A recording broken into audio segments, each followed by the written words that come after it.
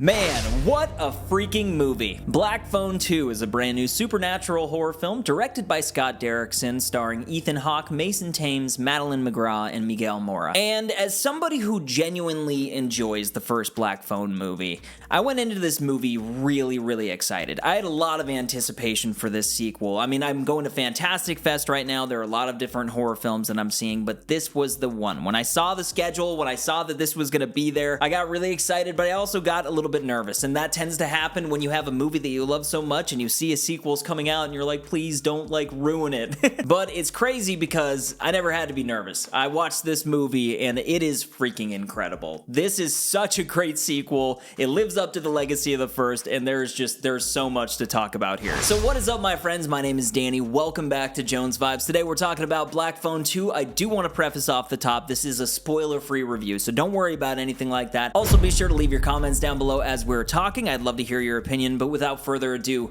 let's dive in. So, the synopsis reads, bad dreams haunt 15-year-old Gwen as she receives calls from the Black Phone and sees disturbing visions of 3 boys being stalked at a winter camp. Accompanied by her brother, Finn, they head to the camp to solve the mystery only to confront the grabber, a killer who's grown even more powerful in death. And if you're a fan of the first movie, or even if you just saw the first movie, that's probably the thing that you're the most curious about heading into this sequel. At least I was, because the way that the first movie ends, it doesn't necessarily set up a sequel. The grabber is now gone, and truly after watching the first one, I never really expected that we were gonna get a sequel, but I loved the character of the grabber. I wanted to see more of the grabber, so that's when this trailer came into play. The trailer kind of showcases that, oh, we're going in like a Freddy Krueger direction.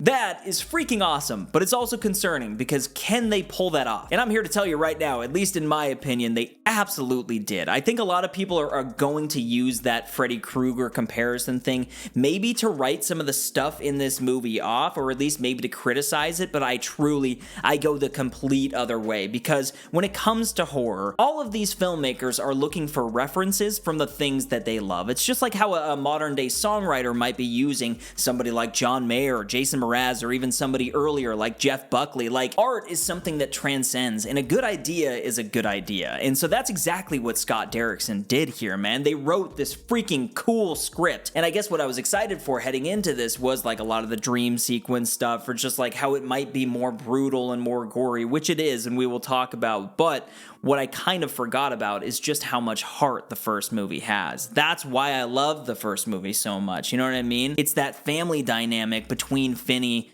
and Gwen. Like, Gwen is just as much of a part of that first film as Finney is. She's constantly doing something else. And so when you step into this one, you're like, oh, wait, it's kind of like the first movie, but it's backwards. This time around, Gwen really is at the forefront of it. And God, what a smart decision that was. I gotta talk about performances really quick, because Madeleine McGraw, man, she was rock solid in this movie. I just hope her career continues to take off past this franchise, because some of her emotional acting in this really got to me, man. I'm sitting in the theater like, oh my God, you know, it's like, dang, dude, but this is Black Phone 2. And then you also have Mason Thames, and he is an actor that, and I think I'm saying his name right, I'm sorry if I'm not, but this is an actor who I loved in the first Black Phone. I actually really liked him in the new How to Train Your Dragon live action remake, but seeing him in this, it almost just felt like a step up. It just felt like this guy is really starting to come along, and I can't give much away, but you guys know these two are family in this movie, and there is one specific moment where they both have to deliver this emotional monologue. Like, they each have their own, and they're working off of each other.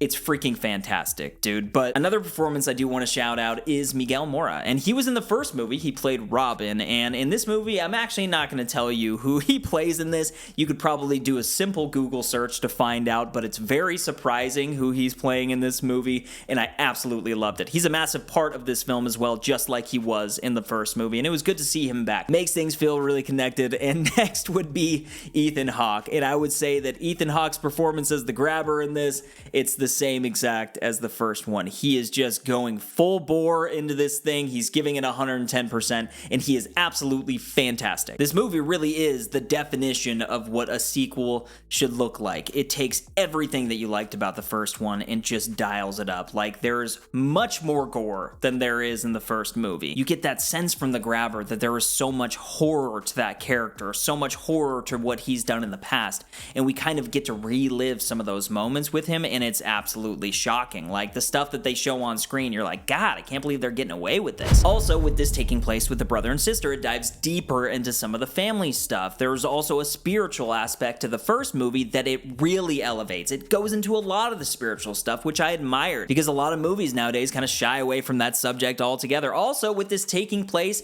at a winter camp, there are just more people involved. The cast is larger. And so, with all that being said, the way that this movie operates is throughout these dream sequences, and you have Gwen having these crazy dreams, and then the grabber starts to appear because there's some sort of unfinished business going on. And by the time you actually get to the grabber, I love how long they held off from showing him, very similar to the first movie. It builds tension so that by the time you get there and he shows his face, you're just like, oh my God, he is back. We are back in this world with this freaking guy. And since he is kind of in this dream world, he is kind of in this like spiritual world, some of the action that's taking place is involving the things that you can see and the things that you can't see. And so you do get a lot of that Nightmare on Elm Street type stuff, and it's so cool. I think the setting, really just the backdrop of this really, really snowed in winter camp that they can't leave, it's beautiful. I love a good winter horror movie. You can call me crazy, but like the look of blood on white snow is just like, it's like so good. In a movie theater watching that, you're like, let's go. But really, when it comes to what this movie was trying to accomplish, what it needed to accomplish to actually stand shoulder to shoulder with the first one, I am just impressed. I'm impressed at the script that was written. I am impressed by the ideas that they had. I am impressed by some of the set pieces, some of the crazy chase scenes, some of the Final Destination type gore things that happen in this, and also just the heart that this movie has. I cried in this movie, and anytime I cry in a horror film, I know that it's really affecting me. I know that the writing is good, and that's really just props to Scott Derrickson and the entire team, and also just the cohesiveness of bringing all of these people back. You also have the dad back. Like, you have this same cast coming back that we've already sort of gotten to know. I don't know if there's even a possibility, if there's a world that we could live in where we got a third one of these, because I don't know how you could do that and make it all make sense again, you know what I mean? You got this dream thing going on with Freddy Krueger, you know, the grabber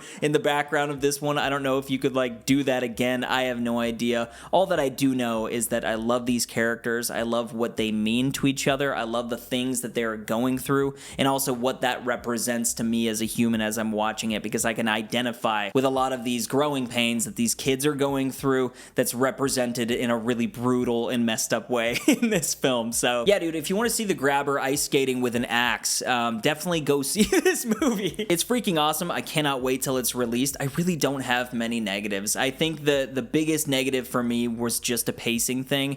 There were a couple scenes that I felt like they could have just chopped out of this movie, and it would have felt a little bit easier. It would have felt a little bit less clunky at times, but truly, once you get into the back half of this thing, it moves at a very, very quick speed, and I thought it was wonderful. There is a critical part of me that wants to rate it 4.5 out of 5 stars because of that pacing stuff, but guys, my heart is telling me that I have to give Black Phone 2 5 out of 5 stars. No doubt, dude. No doubt. But are you excited for Black Phone 2? Please let me know if you're gonna go down in the comment section. Also, after you see the movie, please let me know what you thought. I would love to get your guys' opinions on this one. I am very high on it. You might not be high on it. You might be just as high as I am, if not more. Maybe this is your favorite movie. Either way, I would love to hear from you. But make sure to hit subscribe, and more than anything, my friends, keep up the good vibes. I will see you in the next video, alright? Peace!